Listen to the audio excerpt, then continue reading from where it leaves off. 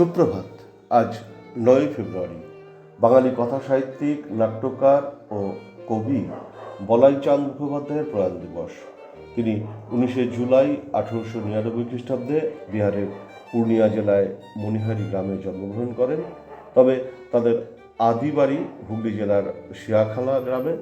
তাদের পরিবার কাটাবুনে মুখুজ্জে পরিবার নামে পরিচিত ছিল। তিনি মণিহারি বিদ্যালয়ে প্রাথমিক শিক্ষা গ্রহণের পরে উচ্চশিক্ষার জন্য সাহেবগঞ্জ উচ্চ ইংরেজি বিদ্যালয়ে ভর্তি হন।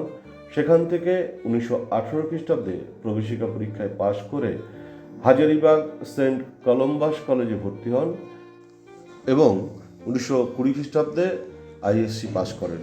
তারপর তিনি পাটনা মেডিকেল কলেজ থেকে এমবি ডিগ্রি অর্জন করে কলকাতা মেডিকেল কলেজে চিকিৎসাশাস্ত্রে অধ্যয়ন করেন এবং দীর্ঘ 40 বছর প্যাথোলজিস্ট হিসাবে কাজ করেন।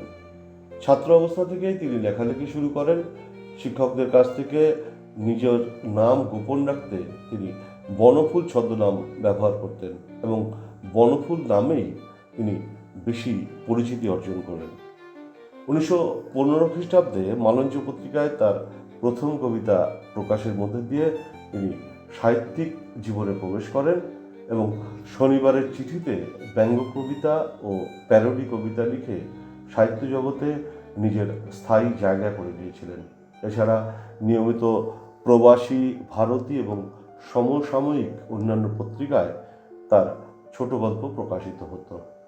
তার বনফুলের কবিতা, ব্যঙ্গ কবিতা, অঙ্গারপণী, চতুর্দশী ও করকমলেষু কাব্যগ্রন্থে 1000-এরও বেশি কবিতা প্রকাশিত হয়েছে।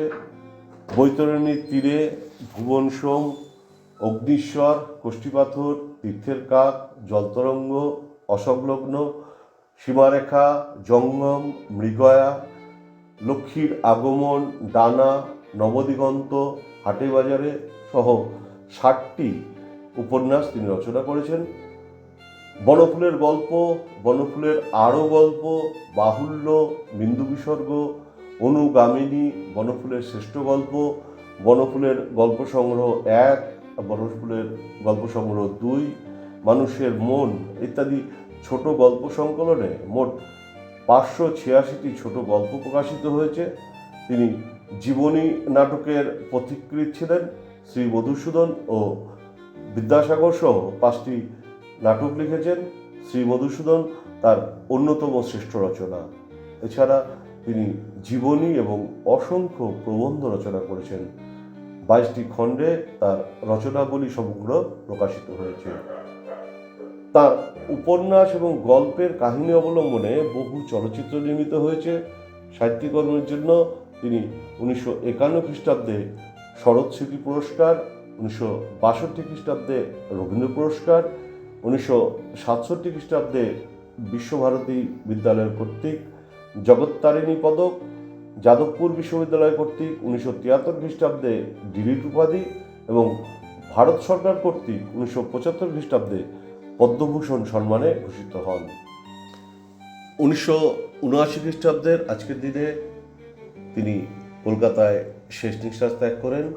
প্রয়াণ দিবসে বাঙালি কথা সাহিত্যিক, নাট্যকার ও কবি বলাইচাঁদ মুখোপাধ্যায়কে জানাই বিনম্র শ্রদ্ধা। আজকের দিনটি যে সকল উজ্জ্বল তারকা স্মরণীয় করে রেখেছেন তাদেরও জানাই সশ্রদ্ধ প্রণাম। আমার প্রতিদিনের শ্রোতা বন্ধুদের জানাই আন্তরিক ধন্যবাদ। নমস্কার।